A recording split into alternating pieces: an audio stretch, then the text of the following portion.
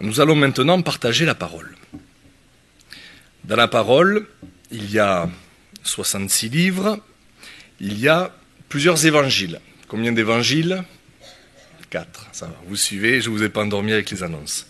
Il y a 4 évangiles. Alors, est-ce que vous vous êtes déjà demandé pourquoi il y avait 4 évangiles? Donc, 4 évangiles qui racontent toute la vie de Jésus.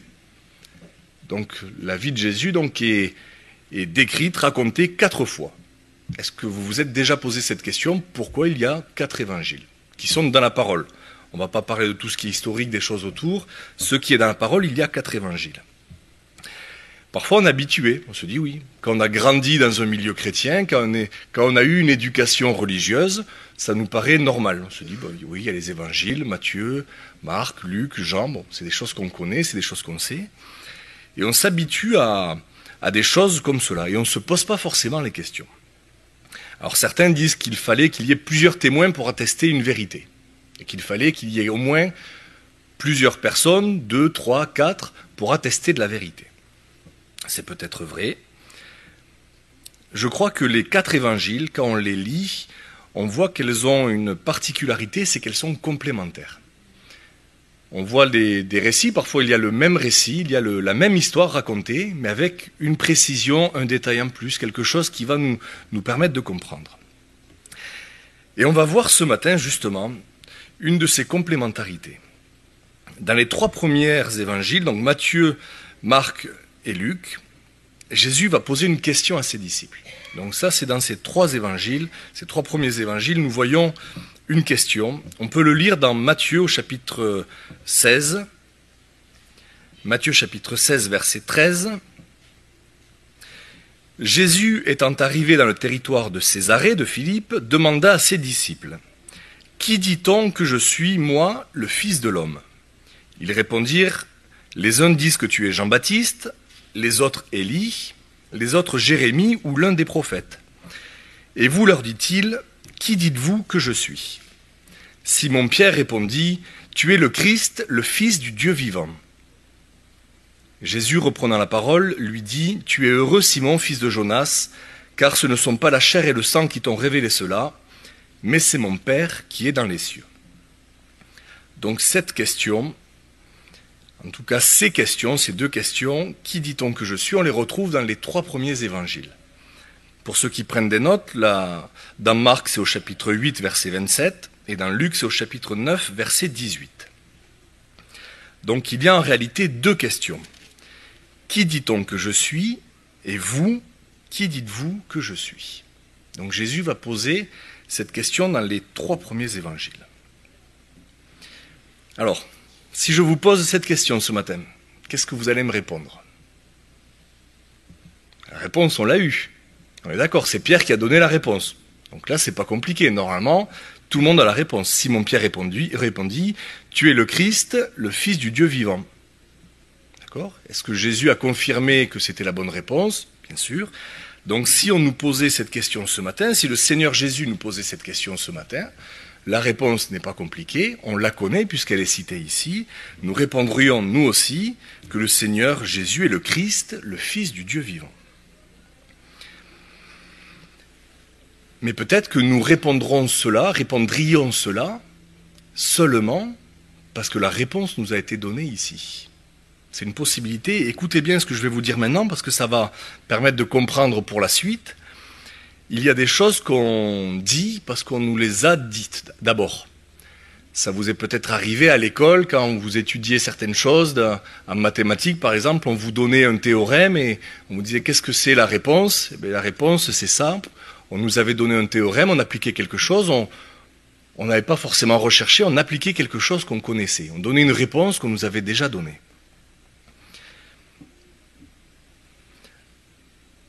Et je crois que le Seigneur ne veut pas cela pour nos vies.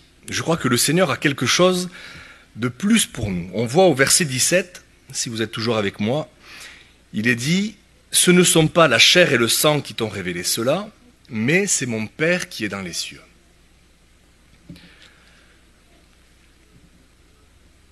Nous savons que Jésus est le Christ, le Fils du Dieu vivant. Nous le savons, nous l'avons lu ici. est-ce que vraiment nous le savons? Et c'est ce que nous allons partager ce matin. Est-ce que vraiment, si cela n'était pas marqué ici, c'est la réponse qu'on aurait pu donner personnellement? Est-ce que ce que nous disons de Jésus, c'est ce que nous avons entendu, ce que nous écoutons, ce que nous avons appris des autres? Ou est-ce que c'est ce que Jésus lui-même nous a révélé de lui?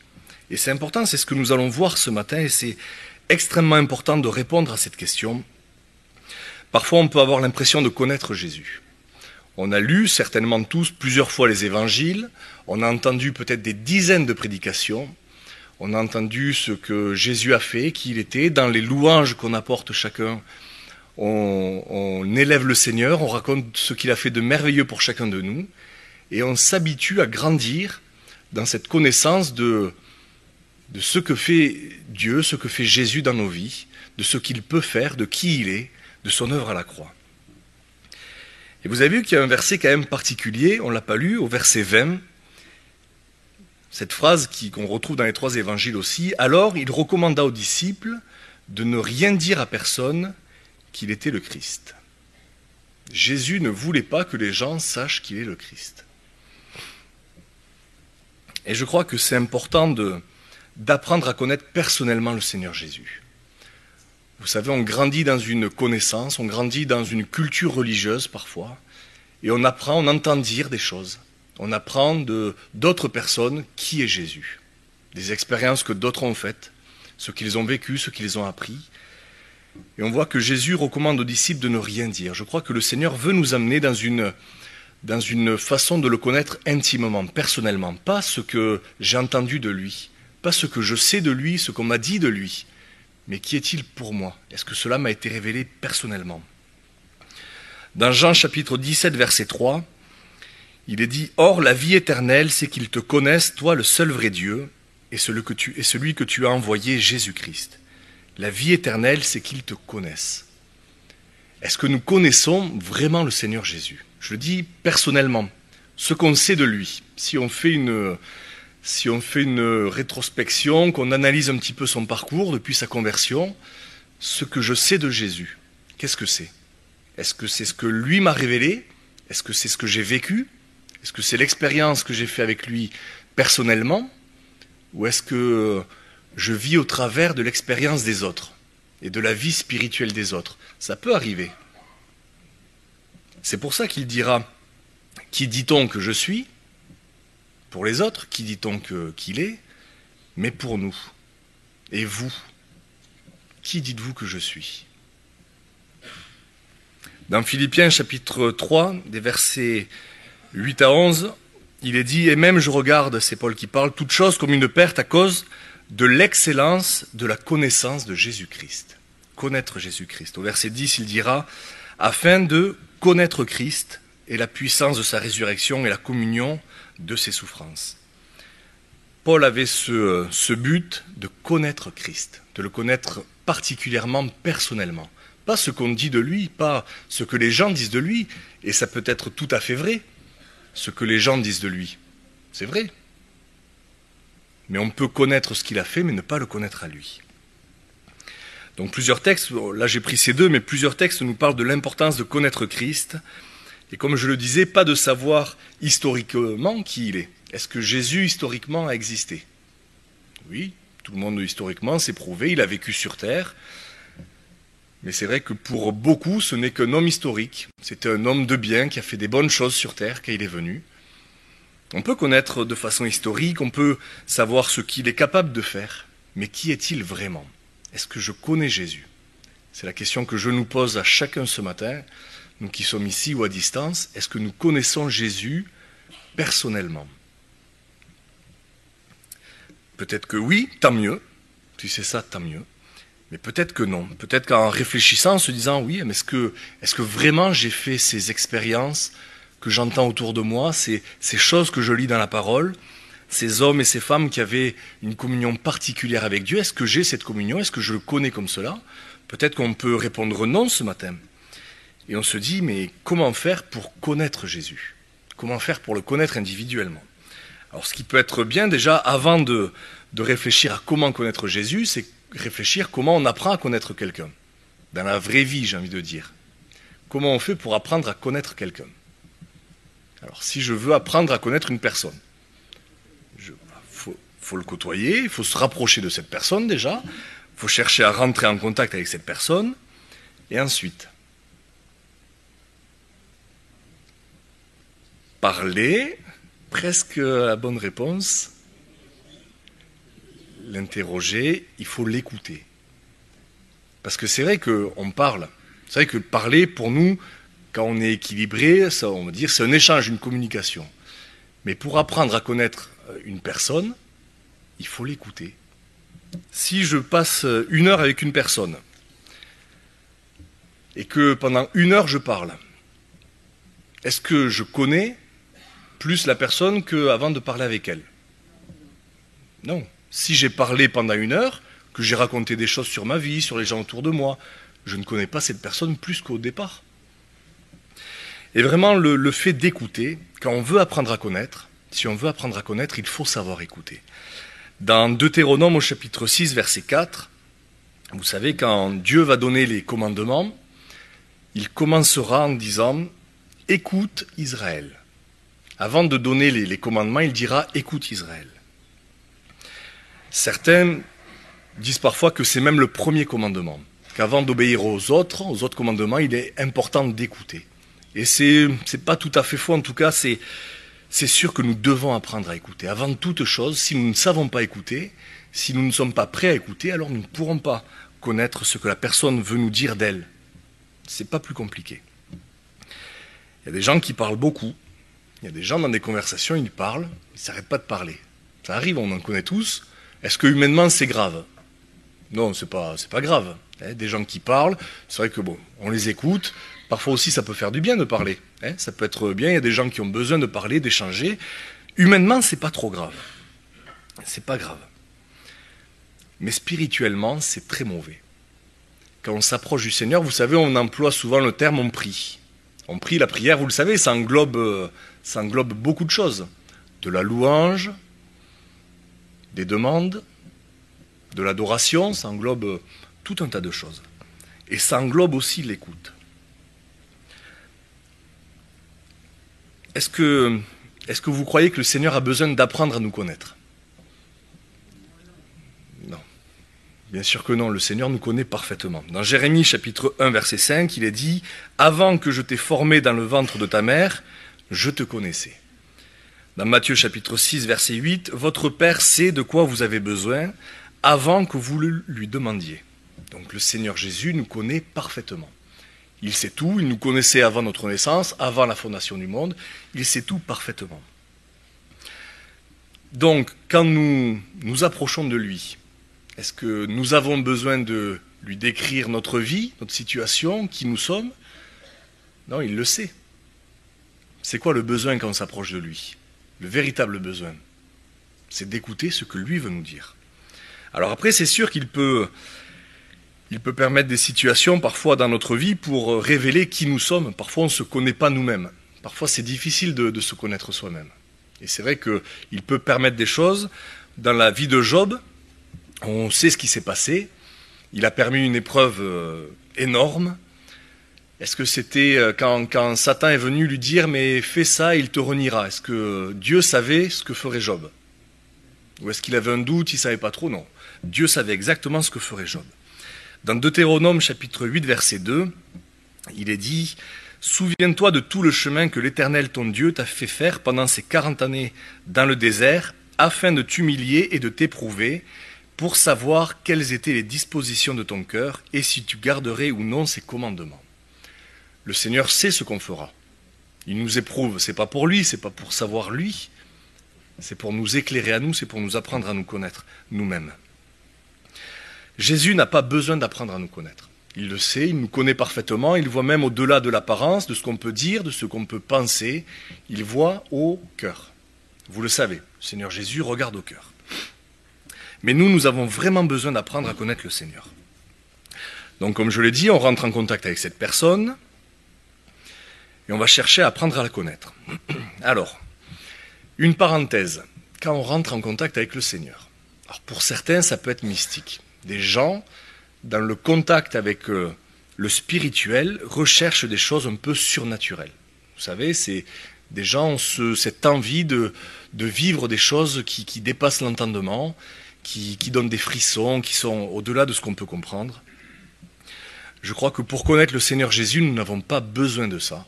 On n'a pas besoin de frissons, on n'a pas besoin de choses surnaturelles. Il y a déjà quelque chose de merveilleux, de miraculeux, c'est que le Seigneur Jésus nous a laissé la parole. Et c'est la façon qu'il a utilisée pour nous apprendre à le connaître lui. C'est là qu'on voit tout ce qu'il a dit, tout ce qu'il nous a enseigné. Donc pour en revenir à ce que je vous disais au début, ces questions que le Seigneur Jésus a posées dans les 3 premiers évangiles, il ne pose pas cette question dans l'évangile de Jean. On ne la voit pas. Cette question n'est pas posée. Par contre, dans l'évangile de Jean, il va donner la réponse. Et vous savez qu'il y a plusieurs déclarations, il y a 7 déclarations principales où Jésus va dire « Je suis ». Et il va révéler qui il est. Dans les 3 premiers évangiles, il pose la question « Qui dites-vous que je suis ?» Et dans le 4e, dans l'évangile de Jean, à plusieurs reprises, il va dire « Je suis » et il va expliquer qui il est réellement. Il va dire, alors je vous donne les références pour ceux qui notent, il va dire « Je suis le pain de vie » dans Jean chapitre 6. Il va dire « Je suis la lumière du monde » dans Jean chapitre 8. « Je suis la porte des brebis » Jean chapitre 10. « Je suis le bon berger » Jean chapitre 10 aussi. « Je suis la résurrection et la vie » Jean chapitre 11. « Je suis le chemin, la vérité et la vie » Jean chapitre 14. Et « Je suis le vrai cep » Jean chapitre 15. Voilà comment Jésus va se définir, comment il va se décrire. Qui est-il ? Il est le pain de vie, la lumière du monde, la porte des brebis, le bon berger, la résurrection et la vie, le chemin, la vérité et la vie, et le vrai cep. Et ces 7 déclarations ont un point commun. Alors là, on ne les a pas lues, on va juste prendre les passages qui nous intéressent. Ces 7 déclarations ont un point commun. Donc, Jean chapitre 6, verset 35, Jésus leur dit « Je suis le pain de vie, celui qui vient à moi n'aura jamais faim, et celui qui croit en moi n'aura jamais soif. Il est le pain de vie. » Jean chapitre 8, verset 12, « Je suis la lumière du monde, celui qui me suit ne marchera pas dans les ténèbres, mais il aura la lumière de la vie. » Jean chapitre 10, verset 7, en vérité, je vous le dis, je suis la porte des brebis. Tous ceux qui sont venus avant moi sont des voleurs et des brigands, mais les brebis ne les ont point écoutés. Je suis la porte, si quelqu'un entre par moi, il sera sauvé. Il entrera et il sortira, et il trouvera des pâturages. Le voleur ne vient que pour dérober, égorger, détruire. Moi, je suis venu afin que les brebis aient la vie, et qu'elle l'ait en abondance. Jean chapitre 10, verset 11, je suis le bon berger. Le bon berger donne sa vie pour ses brebis. Jean 11, 25, je suis la résurrection et la vie. Celui qui croit en moi vivra, quand même il serait mort. Et quiconque vit et croit en moi ne mourra jamais. Jean 14, 6, je suis le chemin, la vérité et la vie. Nul ne vient au Père que par moi. Et ensuite dans Jean chapitre 15, je suis le vrai cep et mon Père est le vigneron. Et là le mot n'est pas cité, mais nous voyons encore que la vie est donnée dans cette notion du sarment qui est attaché au cep reçoit la vie. Et qu'au verset 6, on voit, il est dit dans Jean chapitre 15, « Si quelqu'un ne demeure pas en moi, il est jeté dehors comme le sarment et il sèche, puis on ramasse les sarments et on les jette au feu et ils brûlent. » Cette notion de vie donnée par le Seigneur. On voit que les 7 fois où Jésus va parler de lui, les 7 fois, il va parler de la vie qu'il donne, en tout cas de la vie qu'il veut donner. Ce matin, on ne va pas détailler chaque point, on ne va pas détailler chaque déclaration du Seigneur Jésus, mais on va se concentrer sur cet élément, la vie. Il est la vie, et il veut la donner. Le mot vie qui est donné, c'est le mot Zoé, c'est la vie éternelle. On est là, on est vivant si on est ici, on est d'accord. Si on est là, présent dans ce lieu, c'est qu'on est vivant. Le Seigneur Jésus ne parle pas ici d'une vie terrestre, nous l'avons déjà reçue, il nous l'a déjà donnée. Il parle d'une vie éternelle. Et Jésus est celui qui donne la vie éternelle. Il n'y a personne d'autre qui donne la vie éternelle. Qui est Jésus pour nous? Est-ce qu'il est celui qui nous a donné la vie éternelle? Est-ce qu'il est celui qui a fait une œuvre en nous? Est-ce qu'il est celui qui nous a rendus vivants en lui? Dans Jean 3,16, il est dit « Dieu a tant aimé le monde qu'il a donné son Fils unique, afin que quiconque croit en lui ne périsse point, mais qu'il ait la vie éternelle. » C'était le but du Seigneur. Il est venu, pourquoi? On le lit ici, pour que les hommes, les femmes qui croient en lui ne périssent pas, mais qu'ils aient la vie éternelle. C'était son but. Quand le Seigneur Jésus est venu, c'était pas pour se glorifier, c'était pas pour faire des œuvres, c'était pour que les hommes et les femmes croient en lui et qu'ils ne périssent pas et qu'ils reçoivent la vie éternelle. Alors, croire en Jésus, qu'est-ce que ça veut dire? Je disais tout à l'heure, Jésus est, comme on peut le dire, un personnage historique. Tout le monde peut croire que Jésus a existé. Est-ce que ça veut dire ça, croire en Jésus? Est-ce que ça veut dire croire que Jésus a existé? Non, c'est pas du tout ça. Il ne suffit pas de croire.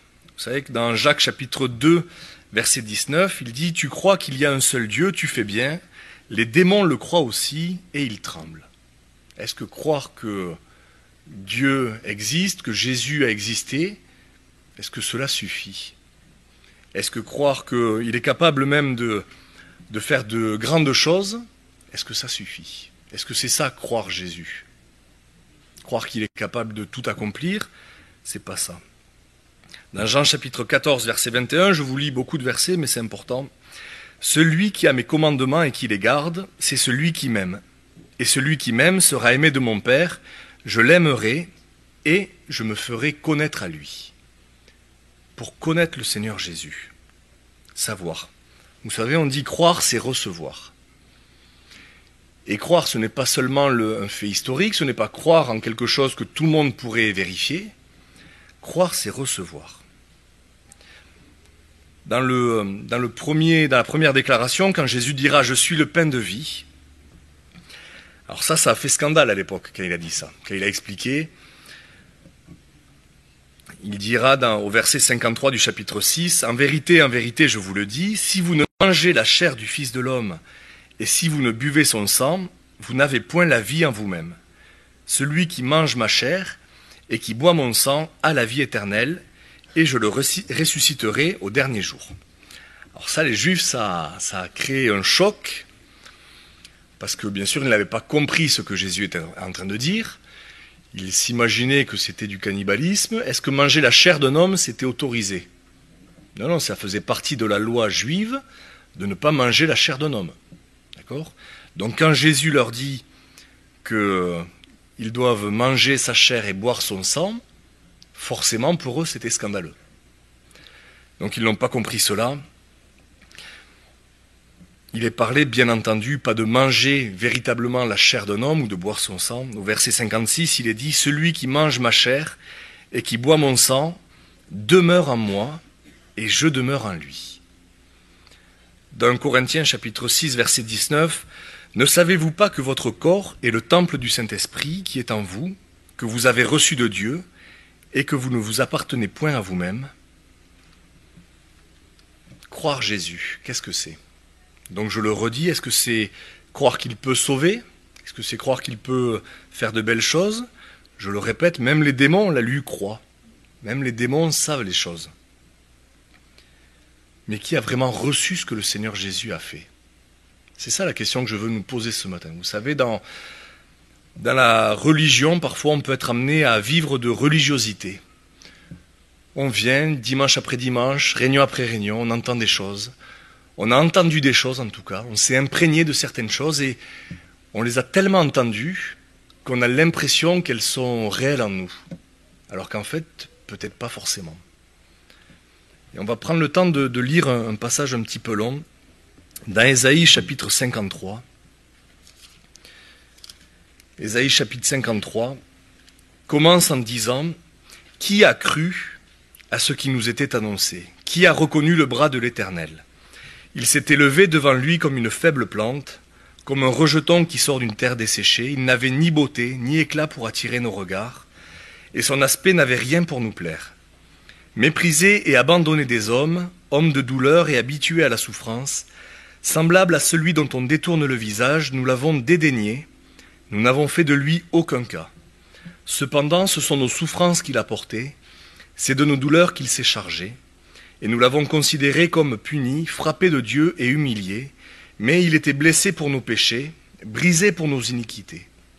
Le châtiment qui nous donne la paix est tombé sur lui, et c'est par ses meurtrissures que nous sommes guéris.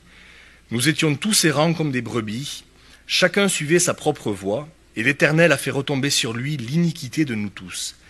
Il a été maltraité et opprimé, il n'a point ouvert la bouche, semblable à un agneau qu'on mène à la boucherie, à une brebis muette devant ceux qui l'attendent, il n'a point ouvert la bouche. Il a été enlevé par l'angoisse et le châtiment, et parmi ceux de sa génération, qui a cru qu'il était retranché de la terre des vivants et frappé pour les péchés de mon peuple? Qui a cru? Parmi notre génération, qui a cru? Et je crois que c'est une question que nous devons nous poser. Ça ne sert à rien vraiment de venir à l'église, de suivre une dénomination, de suivre des personnes, en croyant, oui, que les choses sont vraies, que c'est une vérité, mais sans les recevoir réellement. On peut venir ici réunion après réunion, on peut être d'accord, certains sont d'accord avec ce que Jésus a fait, ils aiment même, c'est vrai qu'un Dieu qui fait du bien, un Dieu qui guérit, un Dieu qui restaure, un Dieu qui fait des miracles, ça on en veut bien, mais de recevoir ce qu'il a fait. Est-ce qu'on connaît réellement le Seigneur Jésus? Est-ce que ses commandements, tout ce qu'il nous a demandé, sont ancrés en nous? Celui qui a mes commandements, je le relis, et qui les garde, c'est celui qui m'aime. Et celui qui m'aime sera aimé de mon Père, je l'aimerai, et je me ferai connaître à lui. Est-ce que nous aimons par exemple les commandements du Seigneur? Je disais il n'y a pas longtemps, les commandements, il ne nous impose pas. C'est des sortes de conseils qu'il nous donne, si on veut le suivre. Est-ce que nous aimons ce que le Seigneur nous dit? Est-ce que mon désir est d'être saint? Est-ce que c'est quelque chose qui est en nous? Vous savez, c'est important de se poser ces questions. On adhère peut-être à ce que dit Jésus, on est d'accord avec ce qu'il nous dit, avec ce qu'il veut pour nous, mais est-ce que vraiment on a ce désir d'être saint, de lui obéir, de le servir? Peut-être qu'il y a quelqu'un ce matin qui est là parmi nous, qui entend à distance, et qui se dit, mais oui c'est vrai Seigneur, je ne te connais pas réellement. Peut-être que je vis de ce que j'ai entendu de toi. Je vis de cette belle communion qui m'entoure, des personnes qui sont autour de moi. On peut vivre un peu de cette grâce qui nous entoure. Vous savez, quand on est dans un milieu, quand on partage des choses, on se dit le Seigneur est bon, le Seigneur est là, le Seigneur agit, le Seigneur fait de belles choses. On le sait, on croit. Mais est-ce qu'on croit vraiment dans le sens de la parole recevoir? Est-ce que ces choses sont une réalité pour nous? Si je devais dire, moi, sans avoir toute la révélation qui m'entourait, qui est Jésus? Qu'est-il pour moi? Est-ce qu'il est ce pain de vie? Est-ce qu'il est la lumière dans ma vie? Est-ce qu'il est le bon berger?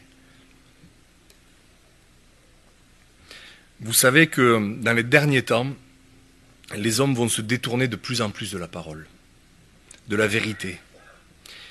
Il y a un verset qui dit « Quand le Fils de l'homme viendra, trouvera-t-il la foi sur la terre ?» Et c'est ça, croire, quand on reçoit, c'est la foi. Recevoir ce que le Seigneur Jésus a fait pour nous. Pas seulement le croire. Je le répète, des millions de gens sur terre croient que Jésus est mort pour eux. Des millions de gens peuvent le dire, que Jésus est mort à la croix pour sauver les hommes et les femmes, pour les délivrer de cette mort éternelle. Des millions de gens peuvent le dire. Mais est-ce que ces millions d'hommes et femmes peuvent dire que cela est une réalité dans leur vie? Est-ce que nous pouvons le dire? Est-ce que nous pouvons ce matin, en étant honnête, pas besoin de le dire devant tout le monde, est-ce que le Seigneur Jésus est une réalité pour chacun? Est-ce que tout ce que nous avons vu, et je vous encourage à reprendre ces passages et à méditer à chaque fois que Jésus, dans ses déclarations, dira « Je suis », à prendre cela, est-ce que je peux l'appliquer à ma vie? Quand à la fin il terminera en disant « Je suis le vrai cep », est-ce que je suis greffé sur le cep? Est-ce que la vie que j'ai, elle vient de Jésus? Est-ce que lui demeure en moi? Est-ce que je demeure en lui? Est-ce que j'ai compris vraiment ce que c'était? Le Seigneur Jésus veut nous amener à cette vie-là. Le Seigneur voit notre cœur, je le répète. Ne soyons pas de ceux qui, dans les derniers jours, auront l'apparence de la piété. Vous le savez, il est parlé de ceux qui auront cette apparence. En extérieur, ils ressembleront à des hommes pieux, à des femmes pieuses, à des gens qui ont l'amour de la parole, qui s'attachent à obéir, à faire ce que le Seigneur Jésus demande, à avoir cette réelle communion. C'est ça la piété. C'est un profond respect pour le Seigneur, une vraie communion avec lui.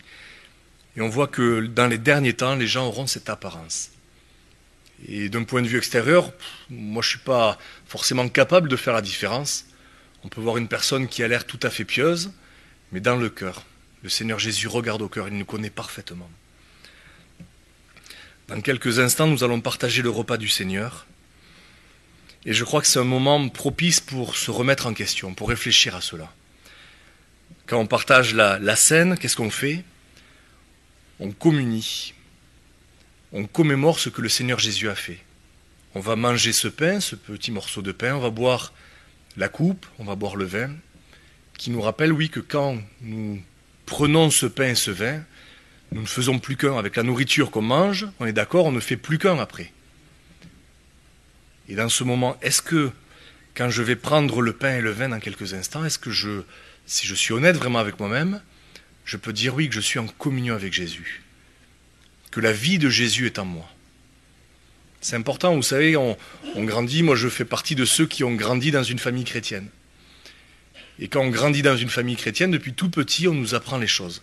On nous dit, c'est comme ça, le Seigneur Jésus t'aime, on nous explique qui est Jésus, c'est pas mauvais, c'est bien d'être inculqué dans les voies du Seigneur. Mais on peut facilement tomber dans une religiosité. Et en fait, ne vivre que parce qu'on nous a appris, mais ne pas l'avoir vraiment vécu, ne pas l'avoir saisi pour nous. On peut s'être approché du Seigneur par philosophie, par envie, et finalement avoir entendu des choses sur lui et s'être habitué à cela, mais ne pas l'avoir vécu réellement. Et quand tout va bien dans une assemblée, quand on est bien, qu'on est heureux, qu'il y a la paix, c'est vrai que ça peut être un piège aussi. Mais je crois que le Seigneur veut nous remettre en question, veut nous interpeller. Est-ce que vraiment le Seigneur est une réalité dans notre vie? Est-ce que c'est sa vie qui est en nous? C'est la question que je nous pose ce matin. Examinons-nous pendant que nous allons partager le repas. Dans 1 Corinthiens chapitre 11, verset 27, il est dit « C'est pourquoi celui qui mangera le pain ou boira la coupe du Seigneur indignement sera coupable envers le corps et le sang du Seigneur. Que chacun donc s'éprouve soi-même et qu'ainsi il mange du pain et boive de la coupe, car celui qui mange et boit sans discerner le corps du Seigneur mange et boit un jugement contre lui-même. » Avant de partager ce repas, mes frères et sœurs, réfléchissons à cela. Qui est Jésus pour nous? Vraiment pas qui est Jésus pour les autres. Le but n'est pas de dire ce que Jésus a fait dans la vie des autres, qui il est aux yeux des autres, qui est-il pour moi? Et ça, ce n'est pas notre intelligence qui peut nous le révéler. Ce n'est pas notre compréhension. Tu es heureux, Pierre, pourquoi? Parce que c'est le Père qui t'a révélé cela. Ne cherchons pas, nous, à nous persuader, à essayer de faire des choses qui ne sont pas de notre ressort. C'est le Seigneur Jésus qui fait cette œuvre en nous. Qu'est-ce qu'on a à faire, nous? À la recevoir. Le Seigneur Jésus veut donner la vie. Ce n'est pas à nous de produire la vie en nous. Ce n'est pas à nous de provoquer quelque chose, de nous persuader, de nous dire oui, je vais me convaincre. Non, ce n'est pas notre responsabilité. Le Seigneur Jésus veut qu'il ait la vie et il veut nous donner cette vie. Il veut la partager. Pour la recevoir, il faut qu'il soit en nous. C'est ce que nous allons faire avec ce repas dans quelques instants. Dire à tout le monde, commémorer cela, que nous sommes en communion avec Jésus-Christ.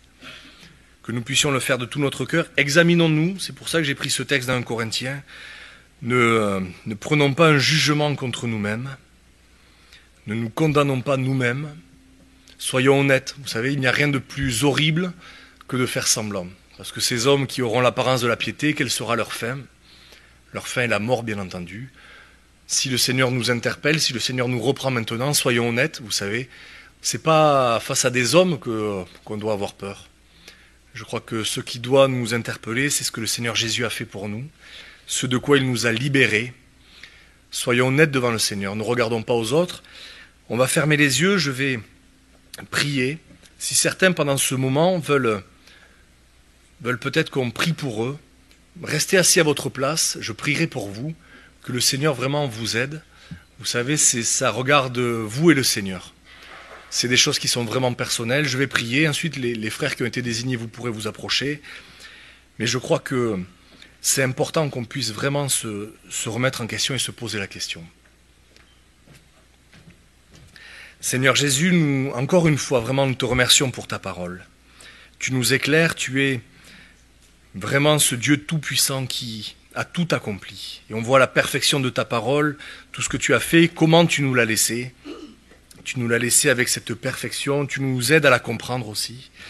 Et ce matin, tu nous interroges sur ce point, Seigneur, qui est extrêmement important. Qui es-tu pour nous? Qui es-tu dans notre vie?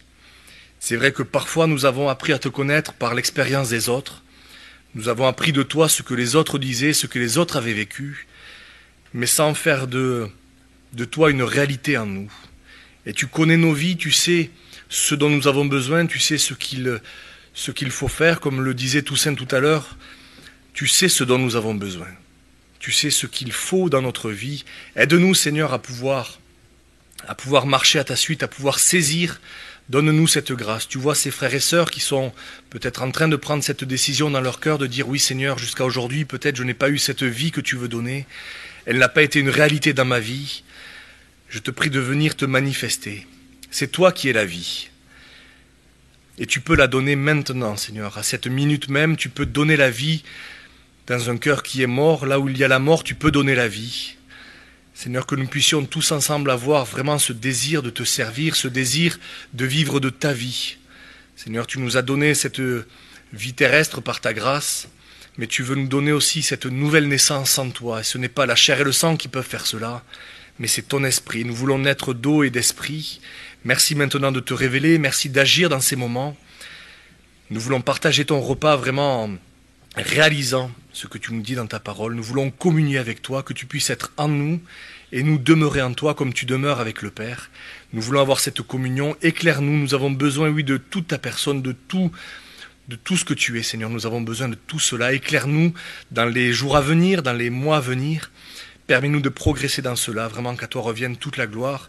Merci de nous conduire encore dans la vérité et que ton nom soit élevé, Seigneur. Amen.